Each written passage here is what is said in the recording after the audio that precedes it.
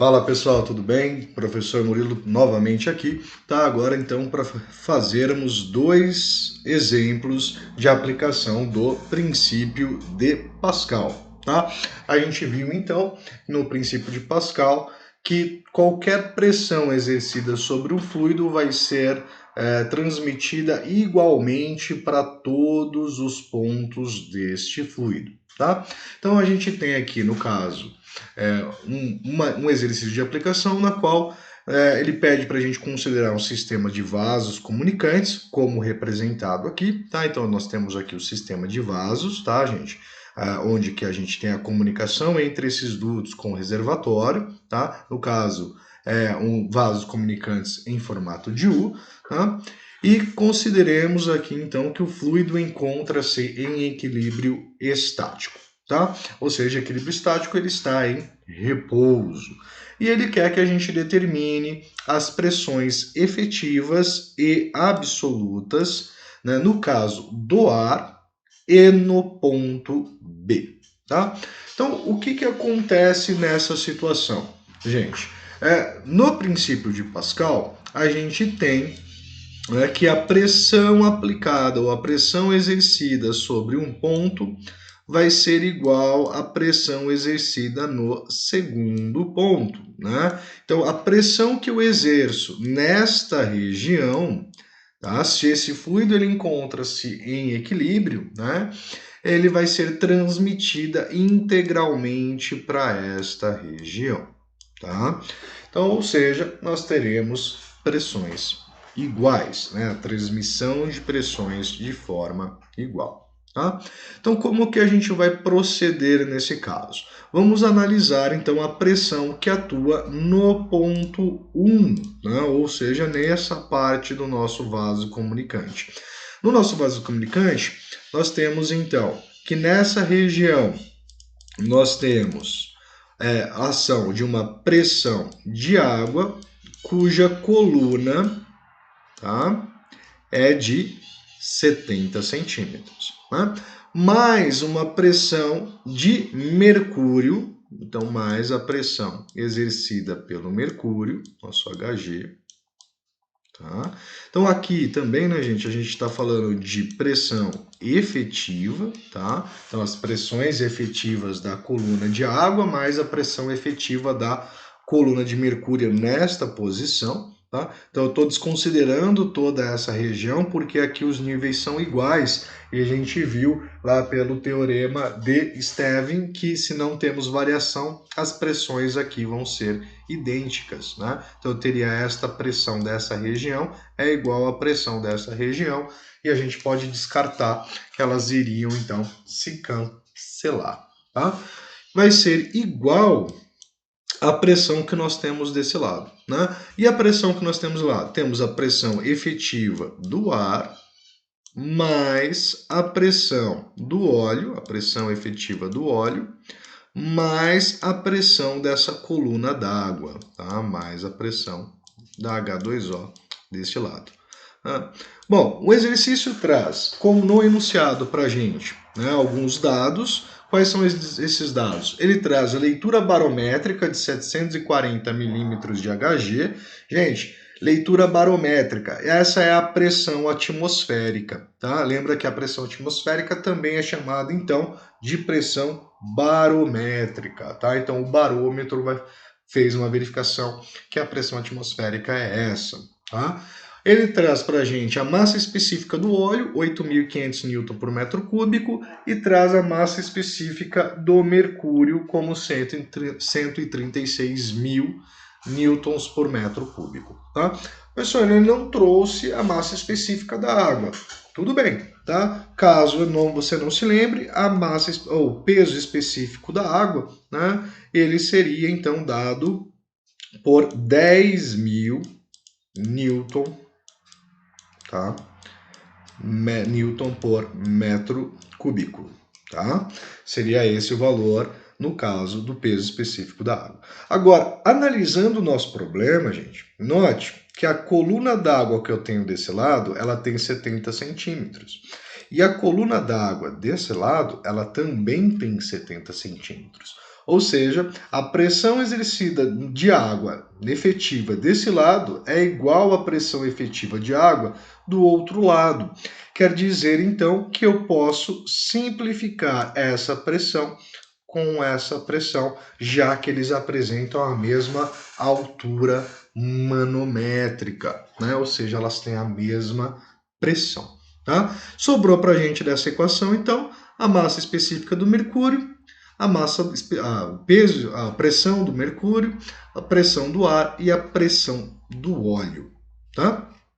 Como a gente quer, então, calcular a pressão do ar, a gente vai calcular aqui pressão efetiva do ar vai ser igual à pressão do mercúrio, efetiva do mercúrio, menos a pressão do óleo, tá, gente? O que eu fiz, então, foi passar essa pressão para o outro lado.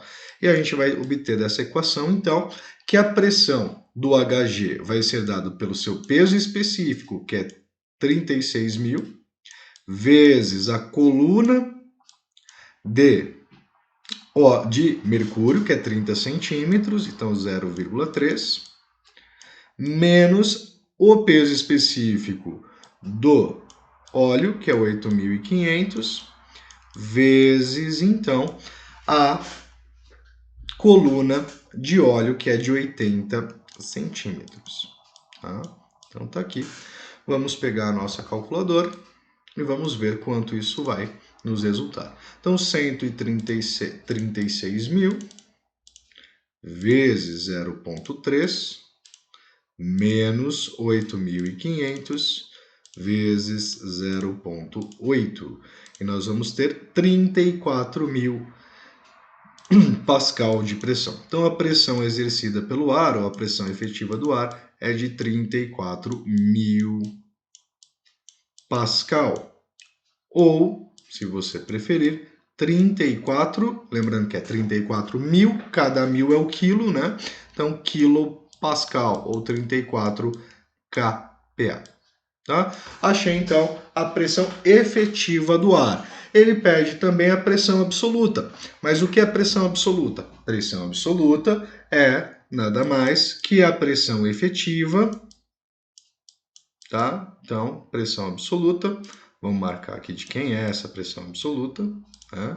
Então, a pressão do ar absoluta vai ser igual à sua pressão efetiva mais a pressão atmosférica.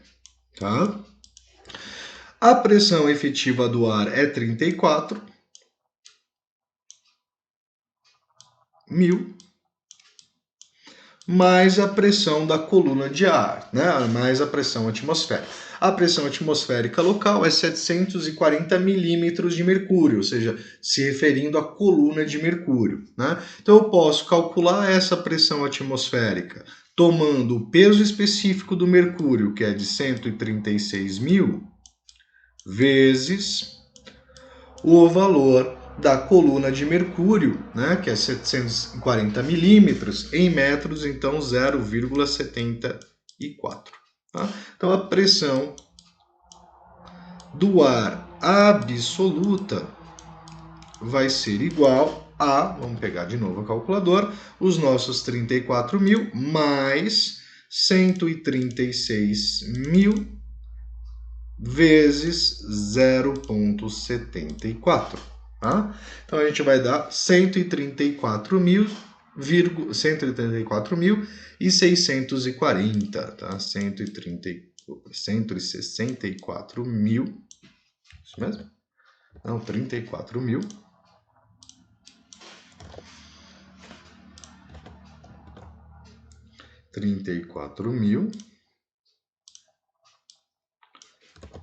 640 pascal, tá? Que vai ser igual, então, a 134,64 quilopascal, tá? Então, tá aqui a primeira, né? Agora, a letra B, ele pede, então, que a gente determine a pressão efetiva e a pressão e a pressão absoluta no ponto B. Gente, qual é a pressão efetiva no ponto B, né? Ou nesse ponto M? A pressão efetiva vai ser a pressão do ar, tá, que está sobre ele, mais a pressão dos 30 centímetros de óleo, tá? Então, mais essa pressão do óleo.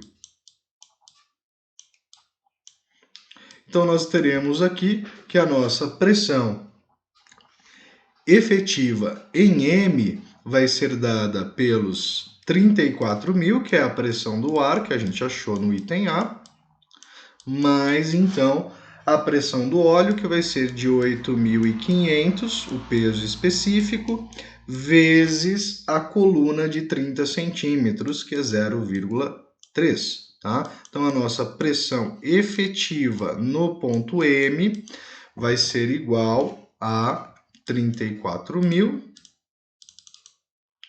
mais 8.500 vezes 0,3. Tá? Então, 36.550. Tá? 36.550 Pascal. Tá? Ou 36,55 quilopascal, que é o nosso kPa. Tá? Ele pede também que a gente determine, então, a pressão absoluta no ponto M. Né?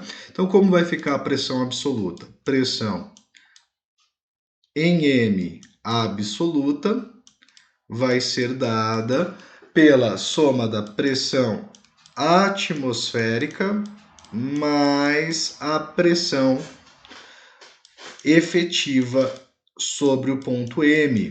Tá? Então, a gente já viu como a gente faz a pressão atmosférica, né? Nesse caso, a pressão atmosférica é a mesma, então é a pressão exercida pela coluna de mercúrio, né? Pelo barômetro, 740.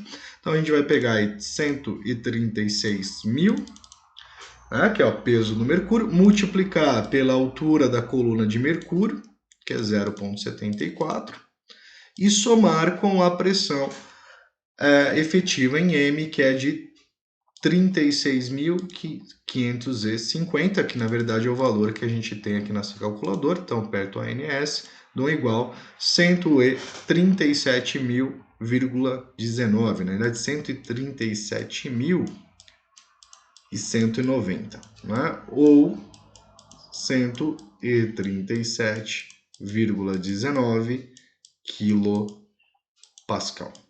Ok?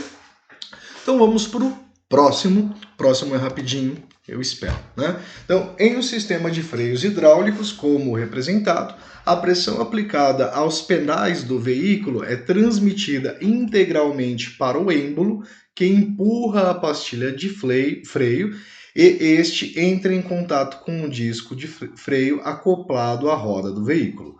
Considerando que a força aplicada F1 aplicada pelo motorista seja igual a 30 newtons, aproximadamente 3 kg, que a área da região 1 seja de 0,003 metros quadrados e a área da região 2 seja igual a 0,01 metro quadrado, determine a força F2 que atua sobre a pastilha de freio. Tá? Então ele traz aqui um sistema hidráulico aplicado, então, para os freios dos veículos. Tá? Então é aplicado 30 newtons de força nessa região. Esta área 1 é uma área de 0,0003 metros quadrados. Tá? A nossa área 2 apresenta, então, a área de 0,001 metro quadrado, e ele quer que a gente determine quanto de força está chegando ao disco de freio ou à pastilha de freio. Né? Então, está sendo transmitida essa força ao longo desse duto, ao longo do óleo dentro desse sistema de freio. Tá? Agora, vamos verificar se vai ocorrer um aumento dessa força ou uma diminuição dessa força. Tá? Então, pelo princípio de Pascal, a pressão transmitida no ponto 1 vai ser igual à pressão transmitida no ponto 2, tá? Então, temos aqui o nosso ponto 1, temos aqui o ponto 2, tá? Então, a gente vai conseguir determinar que força 1, que é 30, dividido, então, note que o número está bem pequeno, então eu vou usar a notação científica, tá, gente? Então, 3 vezes 10 elevado a menos 4 vai ser igual à pressão 2. A pressão 2 é força 2 sobre a área 2. A área 2 é 0,01. Então, 1 vezes 10 a menos 3. E eu quero determinar essa força 2, né? Então, força 2 ela vai ser igual a 30 sobre 3 vezes 10 a menos 4, vezes, então, 1 vezes 10 a menos 3. Tá? Posso fazer algumas simplificações nesse caso. Tá? Posso simplificar o 3 com o 30, que vai dar 10. Posso também simplificar esse 10 a menos 3 com um 10 a menos 4 daqui, sobrando apenas 10 a menos 1. E o resultado, então, vai ser 10 vezes 10 elevado a 1, né? Inversão. E nós chegamos que essa força 2, ou a força transmitida para a pastilha, ela vai ser de 100 newton. Tá? Então, houve um aumento da força, a força foi ampliada no decorrer desse processo. Tá? Uma coisa que eu já garanto para vocês, note que a pressão ou a força foi aplicada numa região pequena e quando ela passa para uma região maior, de área maior, então essa força ela é amplificada, ela apresenta maior quantidade de força. Tá? O contrário também é válido, ou seja, se eu aplico uma força na região maior, vai gerar uma força menor no próximo ponto.